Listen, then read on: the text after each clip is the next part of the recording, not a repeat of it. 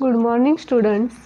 Today we are going to study fourth lesson Environmental Management. आज आपण science and technology part 2 मधील चौथा धडा पाहणार आहोत. एन्व्हायरमेंटल मॅनेजमेंट, पर्यावरणीय व्यवस्थापन. या धड्यामधील बराचसा भाग रिड्यूस केलेला आहे, वगळलेला आहे. त्यासाठी तुम्ही आता हा व्हिडिओ पाहत असताना तुमचं टेक्स्टबुक ओपन करा आणि मी जसजशी सांगेल तसं टेक्स्टबुकमध्ये खुणा करून घ्या. आता पहिल्यांदा हा कॅन यू रिकॉल जो आहे, ही जी चौकट आहे, नो इव्हॅल्युएशन, याच्यावरती कोणतंही इव्हॅल्युएशन होणार नाही. देन थिंक अँड ॲन्सर, हे जे आहे हे सेल्फ स्टडीला दिलेलं आहे. मागील वर्षीचा हा भाग होता आणि सेल्फ स्टडीला दिलेला आहे. याच्यामध्ये थोडक्यात बघूया आपण. इकोसिस्टीम आपण पाहिली होती मागच्या वर्षी. इकोसिस्टीम अ रिव्ह्यू, याची उजळणी घ्यायची आहे. Ecosystem is form by biotic and abiotic factors and their interactions with each other.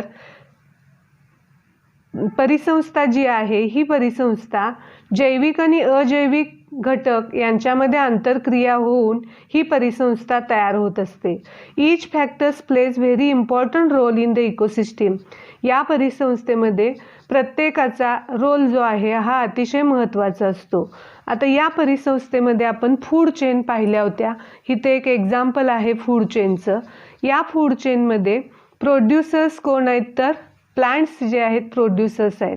These producers like plants are very important. आता या प्रोड्युसर्सवरती कोण डिपेंड असतात, तर हर्बिओरस, शाकाहारी प्राणी जे असतात हे डिपेंड असतात. Like deer, goats, sheep, cattle, horses, camels. That is feeding upon producers are also important. हे सुद्धा इम्पॉर्टंट आहेत. यानंतर प्रिडिएटर्स म्हणजे हिंस्र प्राणी जे आहेत, कार्निओरस आपण म्हणतो याच्यामध्ये, like lion and tiger which prevent the over population of herbivorous are also equally important. आता हे कार्निओरस सुद्धा का इम्पॉर्टंट आहेत, सिंह, वाघ यासारखे प्राणी. तर हर्बिओरसची जी संख्या जी आहे, ही संख्या नियंत्रित ठेवण्यासाठी कार्निओरस जे आहेत हे इम्पॉर्टंट असतात. आता याच्यामध्ये मग whether the caterpillars found in nature, organisms present in filthy places, termites, insect present in dung are really useful. आपल्याला असा प्रश्न येईल, तर जे वाळवी किंवा लहान कीटक जे असतील, इन्सेक्ट जे असतील, हे सगळे अगदी डर्टी प्लेसमध्ये जरी वाढत असतील तरी ते सुद्धा those organisms are also important. का इम्पॉर्टंट आहेत, they are responsible for cleaning environment. कशासाठी इम्पॉर्टंट आहेत, तर एन्व्हायरमेंट क्लीन करण्यासाठी, पर्यावरण स्वच्छ ठेवण्यासाठी त्यांची गरज आहे. याच्यावरून काय लक्षात येतं, our existence is due to these factors present around us. हे सगळ्या घटकामुळे आपलं सुद्धा अस्तित्व जे आहे हे अस्तित्व यांच्यावरती डिपेंड आहे. We should care for these factors. आणि त्यामुळे या सर्व घटकांची आपण व्यवस्थित काळजी घेतली पाहिजे. आता इथं एक तुम्हाला वाक्य दाखवलेलं आहे, जीवो जीवस्य जीवनम, म्हणजे जगा आणि दुसऱ्याला पण जगू द्या. म्हणजे अन्नसाखळी जी आहे, अन्नसाखळी बाधित राहण्यासाठी आपण स्वतः जगून दुसऱ्याला जगू दिलं पाहिजे, हा याचा अर्थ आहे. यानंतर पेज नंबर 37 याच्यामध्ये बघा, हा जो कंप्लीट द चार्ट जो आहे, हा चार्ट कशाला सुद्धा हा नो इव्हॅल्युएशन हा विचारला जाणार नाही. हा स्किप करायचा आहे चार्ट सगळा. याच्यामध्ये कशाला सुद्धा हा विचारला जाणार नाही. यानंतर यामध्ये पॅडी फील्डचं एक्झाम्पल दिलेलं आहे. काय एक्झाम्पल आहे बघा याच्यामध्ये पॅडी फील्डमध्ये. हा चार्ट पूर्ण नो इव्हॅल्युएशन म्हणून लिहून घ्या. यानंतर पॅडी फील्डचं जे एक्झाम्पल जे आहे, पॅडी फील्ड म्हणजेच काय, तर साऊथ इंडियामध्ये जास्त करून भाताची शेती आपल्याला आढळून येत असते. मग या भाताच्या शेतीमध्ये जी आपल्याला फूड चेन दिसून येत असते बघा, या फूड चेनमध्ये एकतर तिथं दलदलीचा भाग असतो, त्यामध्ये भाताची शेती असते. तिथं ग्रासहॉपरची संख्या जास्त आपल्याला आढळते. कारण का, ग्रासहॉपर या पिकावरती वाढतात, या पिकांना खात असतात. त्यानंतर फ्रॉगची सुद्धा संख्या जास्त असते, कारण दलदल असते आणि फ्रॉगना खाण्यासाठी तिथं ग्रास हॉपर्स असतात. साहजिकच फ्रॉगची संख्या वाढल्यामुळे सापांची सुद्धा संख्या तिथं जास्त असते.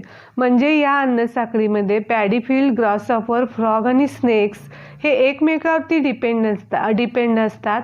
यातील एक घटक जर नाहीसा केला, तुम्हाला इथं क्वेश्चन काय विचारलंय, if frog population declines all of a sudden, एकदम जर फ्रॉगचं पॉप्युलेशन जर कमी केलं तर काय होईल, कशाची संख्या वाढेल, ग्रासहॉपरची संख्या वाढणार आहे, कारण का फ्रॉग खाणार नाहीत. फ्रॉगची संख्या जी आहे ही संख्या कमी केली तर, आणि फ्रॉग कमी पडले म्हणून स्नेकची संख्या काय सुद्धा होणार आहे, कमी होणार आहे.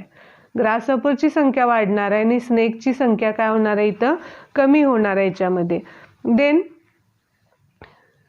Relationship between environment and ecosystem, याच्यामध्ये पर्यावरण आणि परिसंस्था जी आहे याच्यामध्ये कोणत्या पद्धतीने रिलेशनशिप जे आहे हे आपण बघूया. एन्व्हायरमेंटल इज ब्रॉड कन्सेप्ट, पर्यावरण ही अतिशय ब्रॉड अशी संकल्पना आहे. कशाला पर्यावरण म्हटलं जातं, तर physical, chemical and biological factors affecting the living organisms in any possible way is collectively called as environment. भौतिक, रासायनिक, जैविक घटक जे आहेत हे घटक या सगळ्यांनी मिळून, सजीवाभोवती असणारे हे सगळे घटक, भौतिक, रासायनिक आणि जैविक घटक जे आहे या सगळ्यांचे मिळून काय तयार होतं, पर्यावरण तयार होतं. In short, environment is the condition in surrounding, म्हणजे काय, सभोवतालची परिस्थिती म्हणजेच पर्यावरण म्हटलं जातं. It includes many biotic, abiotic, natural and artificial factors. या पर्यावरणामध्ये कोणकोणते घटक असतात, जैविक, अजैविक, नैसर्गिक आणि कृत्रिम घटक असतात त्याच्यामध्ये. There are 2 main types of environment, 2 प्रकारचे पर्यावरण आहेत. वन इज नॅचरल एन्व्हायरमेंट, पहिलं आहे नैसर्गिक पर्यावरण, and other is artificial environment, आणि दुसरं जे आहे हे कृत्रिम पर्यावरण असं म्हटलं जातं. आता यातलं पहिलं बघूया आपण, नॅचरल एन्व्हायरमेंट. नैसर्गिक पर्यावरण जे आहे, it consist of air, atmosphere, water, land, living organism etcetera. नैसर्गिक पर्यावरणामध्ये कशा कशाचा समावेश होतो, तर हवा, पाणी, त्याचबरोबर वातावरण, जमीन, सगळे जे सजीव जे आहेत यांचा समावेश होतो. Continuous interactions occur between biotic and abiotic factors, आणि जैविक आणि अजैविक या घटकामध्ये कंटिन्युअस म्हणजे कायमस्वरूपी काय होतात, आंतरक्रिया घडून येत असतात. Their interactions are very important, ह्या आंतरक्रिया खूप महत्त्वाच्या असतात. Artificial environment is also affecting the natural environment directly or indirectly. कृत्रिम पर्यावरण हे जे सुद्धा आहे नैसर्गिक पर्यावरणावरती त्याचा प्रत्यक्ष किंवा अप्रत्यक्षरित्या परिणाम होत असतो. Basically environment consist of 2 basic factor, 2 factor याच्यामध्ये आपल्याला आढळून येतात पर्यावरणामध्ये, biotic factors and abiotic factors, जैविक घटक आणि अजैविक घटक. The science that deals with the study of interactions between biotic and abiotic factors of the environment is called ecology. परिस्थितिकी कशाला म्हटलं जातं बघा, तर जी सायन्सची शाखा जी आहे की ज्या शाखेमध्ये जैविक आणि अजैविक घटकांच्या आंतरक्रियेचा अभ्यास केला जातो. जैविक आणि अजैविक घटकातील इंटरॅक्शन्स, आंतरक्रियेचा अभ्यास केला जातो, त्या शाखेला, पर्यावरणाच्या त्या शाखेला काय म्हटलं जातं, परिस्थितिकी असं म्हटलं जातं. Okay. Then basic functional unit used to study the ecology is called ecosystem. परिसंस्था कशाला म्हटलं जातं, तर आता याच्यामध्ये इकॉलॉजी जी आहे याचा अभ्यास करण्यासाठी मूलभूत घटक जो आहे, या मूलभूत घटक जे आहे याला, या युनिटला इकोसिस्टीम असं म्हटलं. परिसंस्था हा या पूर्ण इकॉलॉजीचा एक भाग झाला याच्यामध्ये. Environment consist of many ecosystem, पर्यावरणामध्ये अशा अनेक परिसंस्था असतात. We have studied some ecosystem in earlier, 9वी मध्ये काही परिसंस्था आपण बघितलेल्या आहेत. A small pond is an ecosystem whereas the earth is largest ecosystem. लहान डबके जर घेतलं आपण, ही एक इकोसिस्टीम झाली. त्याचबरोबर पृथ्वी ही सुद्धा एक मोठी इकोसिस्टीम आहे. In brief, Biotic and abiotic factors occupying a definite geographical area and their interactions collectively constitute the ecosystem. याच्यावरून काय सांगता येतं तर जैविक आणि अजैविक घटक जे आहेत हे सगळे जैविक अजैविक घटक पर्यावरणामध्ये सगळ्या यांच्यामध्ये घडून येणाऱ्या ज्या आंतरक्रिया आहेत याच्यापासून ही परिसंस्था तयार होत असते. आता हा जो कॅन यू रिकॉल जो आहे ही चौकट जी आहे सेल्फ स्टडीला आहे, नो इव्हॅल्युशन, याच्यामध्ये कोणतंही इव्हॅल्युशन होणार नाही. यानंतर इथं आता environmental balance is maintained through continuous operation of various natural cycles like water cycle, carbon cycle, gases cycle like nitrogen cycle, oxygen cycle etcetera. आता पर्यावरणाचा जो समतोल आहे हा समतोल कशामुळे साधला जातो तर याच्यामध्ये नैसर्गिक चक्रे जी असतात ही कंटिन्यू कार्यरत असतात. निसर्गामध्ये ही नैसर्गिक चक्र जे आहेत हे सगळे चक्र जर कार्यरत असतील तर पर्यावरणाचा समतोल जो आहे हा समतोल राखला जातो. आता हे कोणकोणते नॅचरल सायकल्स आहेत? वॉटर सायकल, जलचक्र, कार्बन सायकल, गॅसेस सायकल, वायुचक्रे आहेत. कोणकोणत्या वायूचे चक्रे आहेत? Nitrogen cycle, oxygen cycle, nitrogen चक्र, ऑक्सिजन चक्र. 9वीमध्ये हे आपण बघितलेलं आहे. यानंतर environmental balance is also maintained due to various food chains of ecosystem.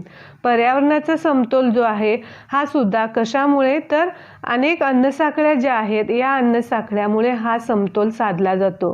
Human existence is totally impossible without the existence of nature. निसर्गाचं जर अस्तित्व नसेल तर मानवाचं अस्तित्व हे इम्पॉसिबल आहे. Hence it is basic responsibility of human being to preserve the nature without disturbing its balance.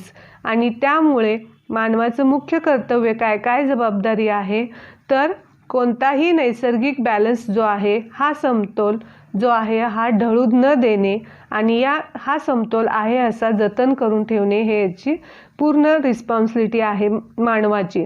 It is said that we have got this earth planet on lease from our future generation and not as an ancestral property from our ancestors. म्हणजे काय बघा, पूर्वजाकडून मिळालेली पिढीजात property म्हणजे हे environment नाही किंवा lease from our future generation पुढच्या पिढीकडून उसनवार घेतलेलं हे इकोसिस्टीम आहे असं नाही.